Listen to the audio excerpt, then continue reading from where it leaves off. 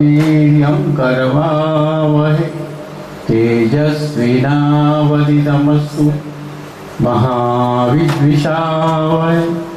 ओम शांति ओम शांति ओम शांति।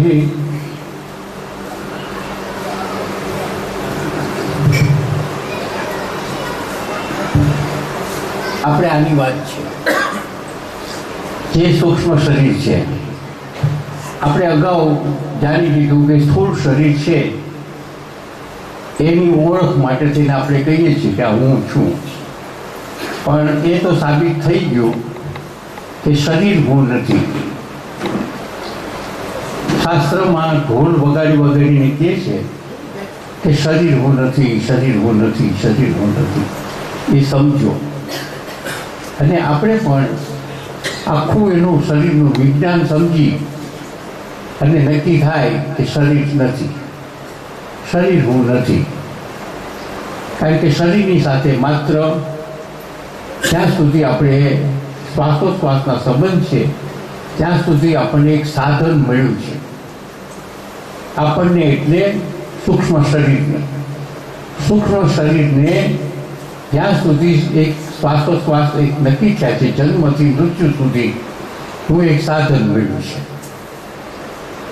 અને એ સાધન આપણા સંચિત કર્મો, વાસનાઓ અને ઋણાણુ બંધને લઈને એ આપણને એક શરીર આપણે મેળવ્યું. શરીર કેટલા વર્ષ રહેવાનું છે, શરીર વડે કેવા કેવા ભોગો ભોગવવાના છે, એ એક જન્મ થાય છે ત્યારે નક્કી થઈ જાય છે. કોઈ પણ મનુષ્યનો જન્મ થાય ત્યારે જે સ્થળ ઉપર થયો, જે પોઈન્ટ ઉપર થયો, પૃથ્વી ઉપર અક્ષાંશ અને રેખાંશ હોય છે. કાલ્પનિક રેખાઓ દોરેલી છે. એ કાલ્પનિક રેખાઓ સ્થળ નક્કી કરવા માટેની રેખાઓ છે. અક્ષાંશ રેખાંશ કે આ અક્ષાંશ અને આ રેખાંશના આ પોઈન્ટ ઉપર આવી. એટલે એ જે અક્ષાંશના રેખાંશના જે સ્થળ છે એમાં જે પોઈન્ટ છે એ પોઈન્ટ ઉપર શરીર પહેલું વહેલું પૃથ્વી ઉપર આવ્યું ત્યારે એના જન્માક્ષર લખાઈ ગયા. જે સમયે જે ક્ષણે આવ્યું ત્યારે એના જન્માક્ષર લખાઈ ગયા. શું જન્માક્ષર લખાઈ ગયા? કે આકાશના ગ્રહો એ સ્થળ ઉપર એ સમયે કેટલી ડિગ્રીમાં સૂર્ય હતો, કેટલી ડિગ્રીમાં ચંદ્ર હતો, કેટલા ડિગ્રીમાં રાહુ હતો, કેટલા કેતુ હતો, બુધ હતો, શનિ હતો, જે તે બધા ગ્રહો. એ આકાશની જે સ્થિતિ એ સમયે અને એ સ્થળ ઉપરથી જે દેખાતા હતા એ કુંડળી થઈ. અને એ કુંડળીને આપણે આમ કરીને આમ કરી એટલે એના 12 ભાગ પડ્યા આકાશના. અને આકાશના 12 ભાગ પાડીને એમાં જે હતા એ પ્રમાણે લખાઈ ગયા. એને આપણે જન્મકુંડળી કહીએ છીએ. હવે એ જન્મકુંડળી નક્કી થઈ આ જન્મનાર વ્યક્તિની, તો એ ગ્રહો પ્રમાણે એના શ્વાસોશ્વાસ નક્કી થયા. કેટલા વર્ષની એને શનિની દશા છે, કેટલા વર્ષ એને ગુરુની દશા છે, કેટલા વર્ષ રાહુની દશા છે. એ જન્મથી એના મૃત્યુ સુધીના તમામ ગ્રહોનો એક આખો શેડ્યુલ ગોઠવાઈ ગયો. આટલા વર્ષ આના આટલા એનું મરણ સુધી. હવે આપણે એમ કહીએ કે શનિની પીડા ભોગવાય છે, રાહુની પીડા ભોગવાય છે, ગુરુની છે, શુક્રની છે. શુક્ર, રાહુ, કેતુ જે કંઈ છે ગ્રહોના નક્ષત્રો પ્રમાણે એનું શરીરનું સ્થિતિ થાય છે. એ વાત પાકી છે. એમ થાય, એમ લાગે કે ભાઈ આટલા બધા ઊંચા ગ્રહો અને આપણને એક મનુષ્યને એકને જુદી જુદી સ્થિતિ કેમ? દરેક વ્યક્તિની જુદી સ્થિતિ હોય. એમ થાય કે કેમ? એક આપણે જોઈએ કે આપણે જીવતો જાગતો દાખલો આપણી નજર સામે છે કે સમુદ્રમાં ભરતી આવે છે. કેટલો ઊંચો ચંદ્ર છે. એ ચંદ્રના આકર્ષણ વડે ભરતી આવે છે કે પાણી જે જગ્યાએ હોય એના કરતાં 5-5 કિલોમીટર છેટું પાણી ફેલાઈ જાય છે. એ આપણે જોઈએ છીએ. અને ચંદ્ર અને સૂર્ય બે એક સીધી લીટી ઉપર જ્યારે આવે ત્યારે એના કરતાં વધારે ભરતી આવે. અને જેમ જેમ ચંદ્રની ઉગતો આથમવાની સમય વહેલો મોડો થાય એમ એમ ભરતીઓની પણ સ્થિતિ બદલાતી જાય. એ આપણી નજરે જોયેલું છે અને અનુભવેલું છે આપણે બધાએ. તો જે સૂર્ય અને ચંદ્રના ગ્રહો અને ચંદ્રનું આકર્ષણ સમુદ્ર ઉપર પડે છે તો આપણે એટલું તો જાણ્યું કે એનું આકર્ષણ એક છે, એની સ્થિતિ છે. તો એ સમુદ્ર ઉપર કારણ કે એનું વિશાળ પાણી છે, પાણીનો વિશાળ જથ્થો છે અને એથી એનું આકર્ષણ થાય એટલે એક કપડું ખેંચી તો આ જગ્યાએ ઊંચું છું તો આ જગ્યાએ નીચું છે. એટલે એક જગ્યાએ ભરતી થઈ તો બીજી જગ્યાએ ઓટ થયો. કાંઈ પાણી વધી નથી જતું કે બીજી બાજુ પાણી ઘટી નથી જતું, પણ આ બાજુ પાણી ખેંચાણું એટલે ભરતી જ ગણાય. એની સામી સાઈડમાં ચંદ્ર નથી એટલે ત્યાં ઓટ થયો, પાણીનો ઓટ થયો ને અહીં ખેંચાણું. પણ પાણી ખેંચવું ગ્રહે ચંદ્ર નામનો જે ગ્રહ છે એનાથી પાણી ખેંચાય છે, સૂર્યથી પાણી ખેંચાય છે, એ વાત બાકી છે. તો જો હવે એક સમુદ્રમાં આટલું બધું થાય, એક નાનું તળાવ હોય તો તળાવમાં ખેંચાતું જ હોય, પણ એ નાનું છે એટલે આપણને ખબર નથી પડતી. તો એવું જ હોય તો એક નાનો એવો વાટકામાં પાણી હોય તો વાટકામાં એની અસર થતી હોય પણ આપણે ખબર નથી પડતી. તો આપણા શરીરની અંદર પાણી છે અને એ પાણીનું આકર્ષણ ચંદ્ર અને સૂર્ય દ્વારા થાય છે અને એ પૂનમને દિવસે કાં અમાસને દિવસે થાય. એ આપણને ખબર નથી પડતી, પણ ખબર પડે છે પણ આપણે ખ્યાલમાં લીધું નથી. ગાંડાઓ હોય તો પૂનમને દિવસે વધારે ગાંડા થાય, અમાસને દિવસે વધારે ગાંડા થાય, એ આપણે જોઈ શકીએ છીએ. મરણ પથારીએ પડેલો માણસ હોય અને પૂનમ આવે કાં અમાસ આવે ત્યારે એનો છૂટી જાય છે, એ આ આકર્ષણને કારણે. વિશ્વકર્માએ કારીગરોને માટે અમાસ અને પૂનમ નિષેધ ગણી છે કામ કરવા માટે. અમાસ ને પૂનમ વિશ્વકર્માએ શા માટે ના પાડી?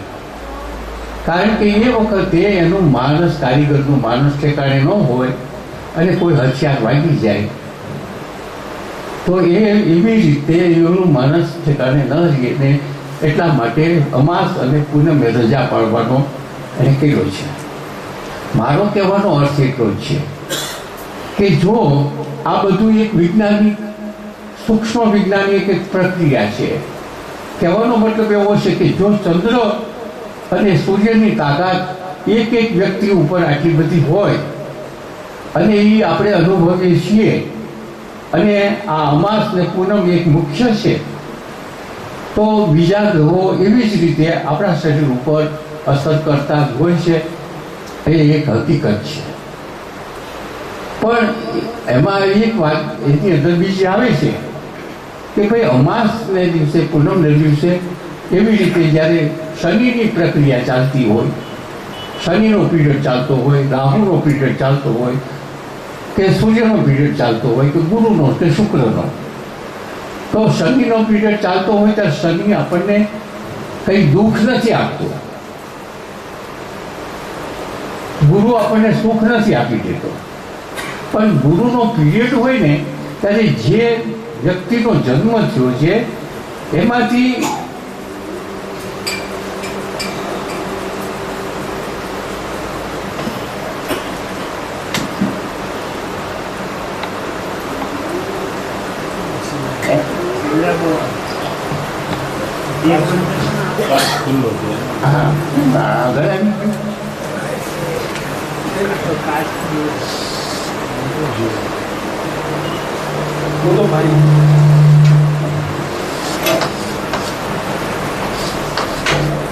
એક આપણ કરતું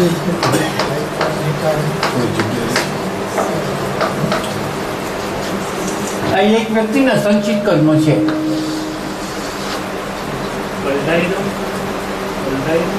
ના ના, આ એક વ્યક્તિના સંચિત કર્મ છે. એક શરીર છોડ્યું અને બીજું શરીર આવ્યું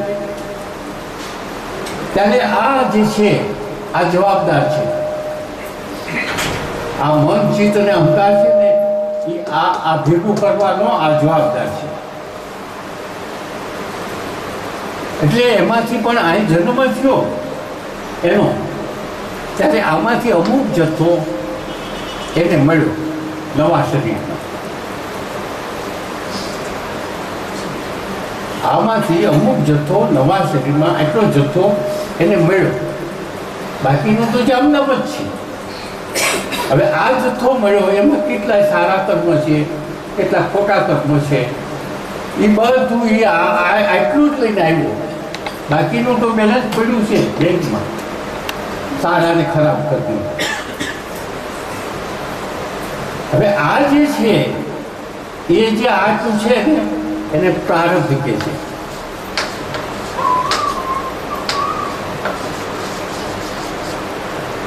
પ્રારબ્ધ આ જે છે એ પ્રારબ્ધ એને મળ્યું. સારા ખોટા કામ કર્યા એ પ્રારબ્ધ એને મળ્યું. આમાં બધું છે. આ નાનું નથી, આ 20% હોય ને પણ એ 100 વર્ષ ભોગવે તો પૂરું ન થાય એટલું છે આ. અને આ તો હજારો લાખો વર્ષ જન્મ થાય તો ભોગવાય નહીં એટલું છે આ. પણ આ જે છે 100 વર્ષ. હવે આની અંદર સારા અને ખોટા કર્મ હોય. હવે એ જે છે એમાં ભાગ પડ્યા કે ખરાબ કર્મો ક્યાં ગયા, સારા કર્મો ક્યાં ગયા. તો હવે એને ખોટા કર્મો કર્યા છે એ શનિના પીરિયડમાં ગયા. કંઈ સારા કર્મો કર્યા છે એ શુક્રના કર્મો ગયા. કોઈ એનાથી વધારે સારા કર્યા છે એ ગુરુના પીરિયડમાં ગયા. એટલે સારા ને માઠા એ જે જન્મ થયો ત્યાંથી એના જે આખા જન્માક્ષર લખાણા એમાં જે એના આ ગ્રહો નક્ષત્રોની જે પીરિયડ આવે છે એમાં આ બધા પટાઈ ગયા. એમાં આ બધા પટાઈ ગયા. હવે આપણે એમ કહીએ કે ભાઈ શનિની મહાદશા છે અને શનિની મહાદશા છે, તો શનિની મહાદશા એટલે શનિ આપણને કોઈ હેરાન નથી કરતો, પણ શનિના પીરિયડમાં આપણા પ્રારબ્ધમાં જે આવ્યા છે એ હારા માઠા કામ ભોગવવા માટેનો પીરિયડ આવ્યો છે. સારા માઠા કર્મ કરેલા છે એનો એક પીરિયડ આવ્યો. પછી આપણે એમ કહીએ કે ભાઈ શનિની મહાદશા છે તો આપણે જપ કરાવી, તપ કરાવી આપણે. હવે પીરિયડની વાત હજી અધૂરી છે કે હવે શનિની મહાદશા માનો કે આપણામાંથી 10 જણાને અત્યારે ચાલે છે. 10 જણાને અત્યારે જુદા જુદી 10 વ્યક્તિ હોય અને શનિનું પીરિયડ ચાલતો હોય, તો એક બહુ દુઃખી હોય, એક સાધારણ હોય, એક એનાથી વધારે સાધારણ હોય, એકને કાંઈ થતું જ ન હોય. તો જો શનિ દુઃખ દેતો હોય તો શનિ માટે બધા હરખા હોય. તો શનિ દુઃખ દેતો હોય તો શનિ માટે બધાને હરખું દુઃખ મળવું જોઈએ. પણ કોક વધારે દુઃખી, કોક એથી ઓછો, કે ઓછી ઓછો, કોઈ ઓછો. એનું કારણ એ છે કે આ પીરિયડમાં એના સારા માઠા કામ જેવા જેવા પ્રકારના છે એવા શરીરના શનિના પીરિયડમાં એને મળ્યા. તો કોઈ બહુ દુઃખી હોય કારણ કે એને આમાંથી જે આવ્યું એને વધારે ઓછું હોય. એમાં સારા કર્મ છે તો ગુરુનો પીરિયડ આવ્યો તો સારા કર્મ પણ વધતા ઓછું થાય. આપણે એક માન્યતા એવી કરીને બેઠા છીએ કે શનિની પીડામાં મળ્યા, ગુરુની પીડા આવે તો બહુ સારું, પણ હકીકતે આપણું જ કરેલું આપણે ભોગવવાનું હોય છે પીરિયડમાં. આપણે જે પૂર્વે કરેલું છે એ પૂર્વ આપણને જે પ્રારંભ યોગે જે મળ્યું છે તે આપણે ભોગવવાનું જે છે. હવે આ જે છે એ આ લઈને આવ્યો, આટલું જ લઈને આવ્યું હા, અને બાકીનું જે છે એ એને માથે બેલેન્સ કર્યું છે. પણ અહીં આવીને એને શું કર્યું? આ તો ભોગવવાનું છે, એ તો છૂટકો જ નથી. આ તો એને ભોગવવું જ છે, એને કારણ કે આ પ્રારબ્ધ બની ગયું. ગીતામાં ભગવાને કીધું છે કે આ આખું બળીને ભસ્મ થઈ જશે, પણ આ નહીં થાય, કારણ કે છૂટેલું તીર વચ્ચેથી પકડી ન શકાય. એમ આ જન્મ થયો એટલે એને પ્રાપ્ત થઈ ગયું, અપાઈ ગયું. એ તો એના છેલ્લા શ્વાસ સુધી આ એને ભોગવવું પડશે. હવે વાત છે આની, આપણે તો જે સ્થૂળ શરીરની તો વાત પતી ગઈ કે સ્થૂળ શરીર હું નથી, એ તો વાત થઈ ગઈ. પણ હવે આ હું નથી, આની વાતે આપણે ચોકડી મારવાની, આ હું કે છે ને એ. તો હવે આ જે છે ને આ પ્રારબ્ધ ભોગવાય છે. પ્રારબ્ધમાં નક્કી થાય છે શ્વાસોશ્વાસ. વર્ષ માસ દિવસ તો મનુષ્ય બનાવેલા છે અને સૂર્યની ગણતરી, ચંદ્રની ગણતરી લક્ષમાં રાખીને બનાવ્યા છે. પણ ઉપરના લેવલે તો શ્વાસોશ્વાસ નક્કી છે. એક શ્વાસ વધારે નહીં, એક શ્વાસ ઓછો નહીં. એ આ પ્રારંભમાં જ્યારે એનો જન્મ થયો, જે જગ્યાએ થયો, જે વખતે આકાશની સ્થિતિ હતી, ત્યારે શરીરનું પ્રારંભ નક્કી થઈ ગયું. શરીરનું પ્રારંભ નક્કી થઈ ગયું. ધ્યાન રાખો, હું બોલું છું. આ શરીરનું પ્રારંભ નક્કી થયું. મન બુદ્ધિને આ ભોગવવાનું છે. શરીર કેટલા શ્વાસ લે છે એ ગ્રહો નક્ષત્રો પ્રમાણે છે. હવે વાત શું છે કે હવે આની આવ્યો, જન્મ થયો, મોટો થયો, એટલે ભાઈ 5 વર્ષનો થયો અને અંદર આવું દિશા ભોગવી, થોડો ઘણો માગોરી છે, આમ થાય છે, તેમ થાય છે, ભણવામાં ગબડો થાય છે. પછી એને આટલું એટલું ભણી શકશે, પછી એને આવી કન્યા મળશે, આવા બાળકો થાય છે, આવો ધંધો કરશે, ધંધામાં સફળતા નિષ્ફળતા આખા જન્માક્ષર એના નીકળી. પછી આખા જન્માક્ષર નીકળ્યા એ એના આમાંથી નીકળ્યા. પરંતુ એટલું જ જો ભોગવતો જ હોય તો વાંધો નથી, પણ એની હારોહાર પાછા નવા કર્મ કરે છે. પ્રારબ્ધ અને નવા કર્મ બે વચ્ચે શું ફેર છે? સંકલ્પ કર્યા વગર કંઈ પણ જે જીવનમાં બનાવ બને, સંકલ્પ કર્યા વગર કોઈ પણ જીવનમાં જે કંઈક સારા માઠા બનાવ બને એ પ્રારબ્ધ, અને સંકલ્પ કરીને જે કંઈક સારા માઠા કામ કરો એ નવા કર્મ. સંકલ્પ ફરીવાર, સંકલ્પ કરીને જે સારા માઠા કામ કરીએ એ નવા કર્મ. સંકલ્પ કર્યા વગર કંઈ પણ, જે ભગવાને એમ કીધું અર્જુનને કે હે અર્જુન, આ યુદ્ધ તે માગેલું નથી, આ તો એની મેળે સામે આવીને આવી પડ્યું છે, તાર માટે તાર કર્મ કરવું પડશે. એટલે જે પ્રારબ્ધ છે ને એને નાશ થશે જ નહીં, એ છેલ્લા શ્વાસ સુધી ભોગવવું પડશે.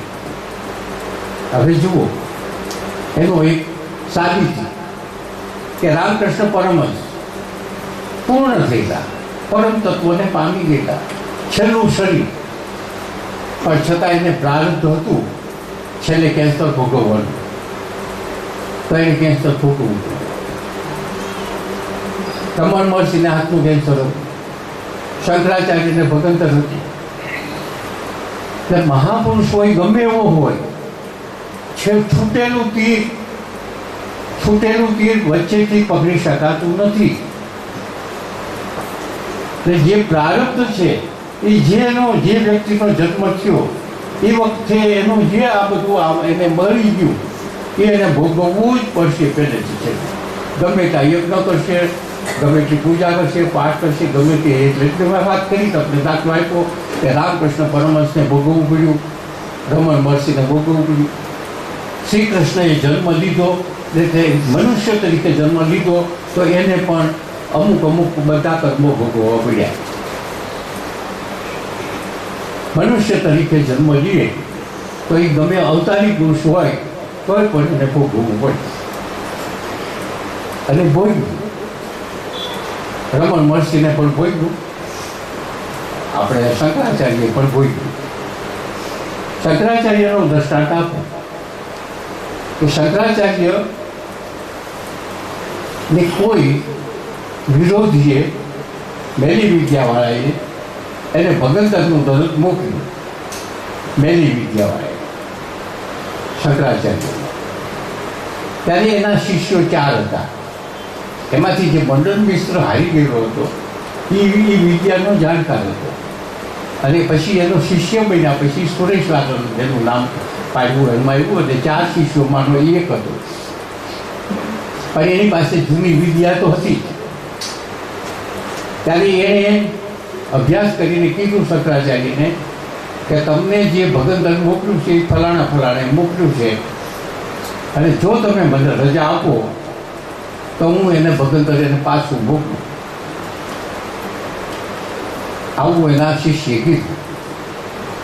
ત્યારે શંકરાચાર્ય કીધું કે મારા પ્રાર્થમાં એના દ્વારા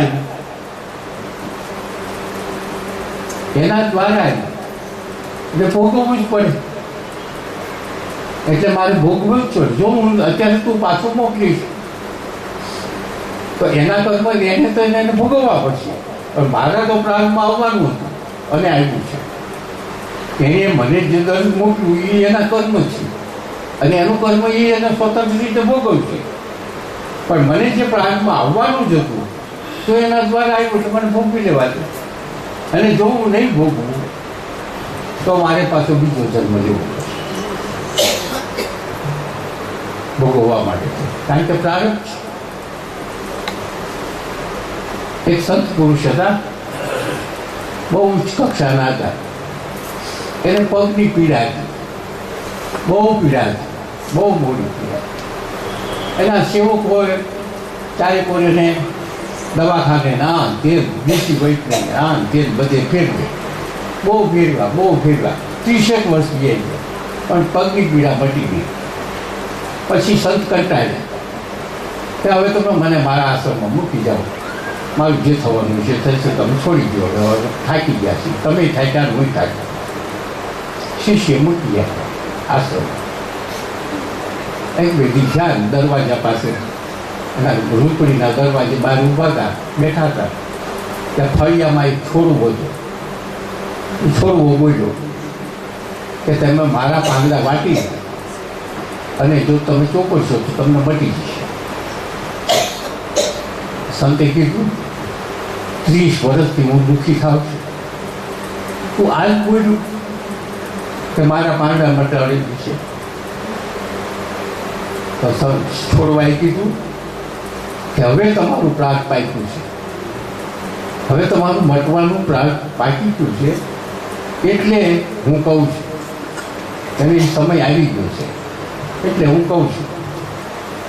એટલે સંતે એવું કીધું કે જો મારે મટવાનું પ્રાગ પાકી જ ગયું છે અને મને મટવાનું છે તો તારા પાંદડા હું કેમ ચોપડું? તારા પાંદડા શા માટે હું ચોપડું? તો પાછું છોડે કીધું એવું નથી, તમે મારા પાંદડા લાવી વાટીને ચોપડશો એવું તો જ મળશે, એવું પ્રાર્થમાં છે.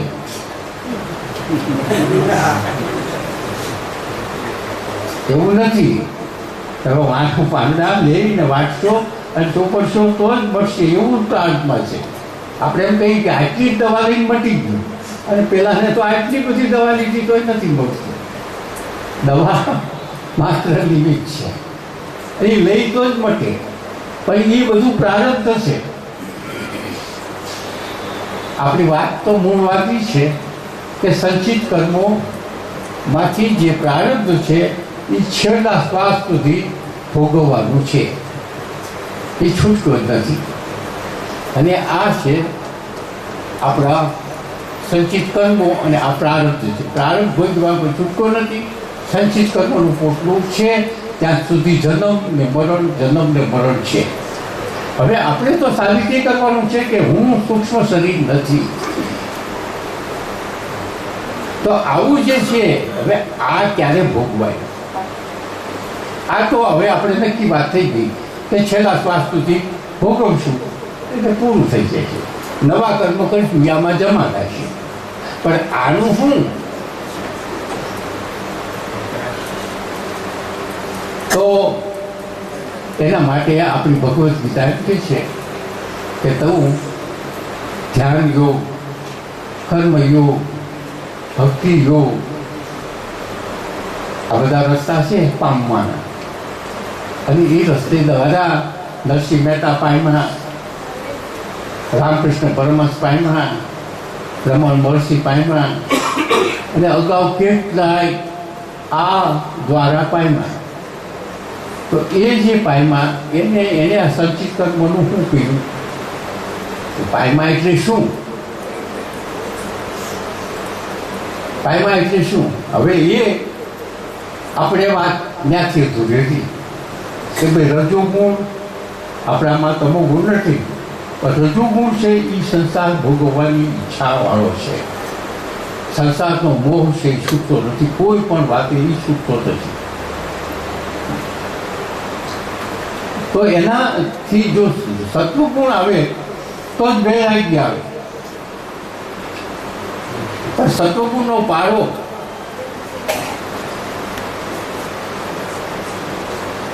આ તમોગુણ, આ રજોગુણ, આ સત્વગુણ. આ તમોગુણ તો આપણે નથી, પણ આ રજોગુણનો પારો એટલો બધો મોટો છે, સત્વગુણ બહુ ઓછો છે.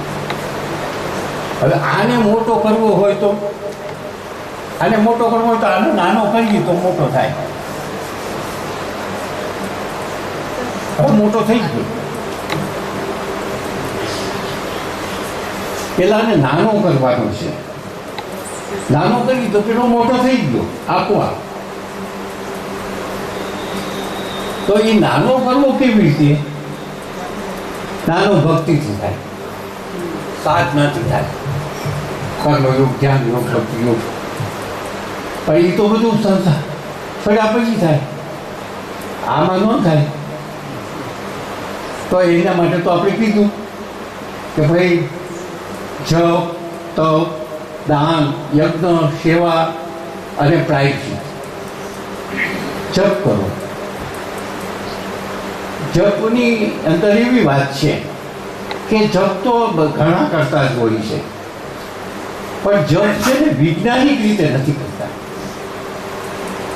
કારણ કે એમ કે જપ આટલા ટાઈમથી હું કરું છું તો મને કંઈ માનસિક સ્થિરતા નથી આવતી. જપ કરીએ છીએ આપણે માનસિક સ્થિરતા લાવવા માટે. માનસિક સ્થિરતા એટલે પરમાત્માની અંદર તદ્રુપ થવું. જ્યાં સુધી વિચારો છે, વિચારોની હારમાળ છે, ત્યાં સુધી પરમાત્માની સાથે એકાગ્રતા નહીં આવે. પરમાત્માની સાથે એકાગ્રતા લાવવા માટે વિચારોની હારમાળ તોડવી પડશે. તો વિચારોની હારમાળ શું છે? સુખ શોધવા છે. વિચારો જે આપણામાં આવે છે એના મૂળમાં સુખ છે. ગમે તે પ્રવૃત્તિ કરતા હશું સુખ શોધવાની પ્રવૃત્તિ છે. એના મૂળમાં સુખ શોધવાની. અને સુખ શોધવાની ઈચ્છા અહંકારને, મનને, બુદ્ધિને જે છે, સૂક્ષ્મ શરીરને છે, એ શું કામ છે? સુખ શોધવું એટલે પરમ તત્વને મળવું. કોઈ જળ પદાર્થોમાં સુખ મળી શકે એમ છે જ નહીં. કોઈ જળ પદાર્થ સુખ આપે નહીં. ગાડી લો, બંગલો લો, મોટર લો, કે બીજા ગમે તે સુખો ભોગવો, સુખ ભોગવવા પાછળ પ્રયત્ન કરો, પણ જળ પદાર્થો સુખ આપતા નથી. તો તમે એમ કહેશો કે ભાઈ અમે બંગલો બનાવ્યો ને વાસ્તુ લીધું ત્યારે તમને બહુ આનંદ આવ્યો, તો એ આનંદ ક્યાંથી આવ્યો? આપણે તો એમ કહો છો કે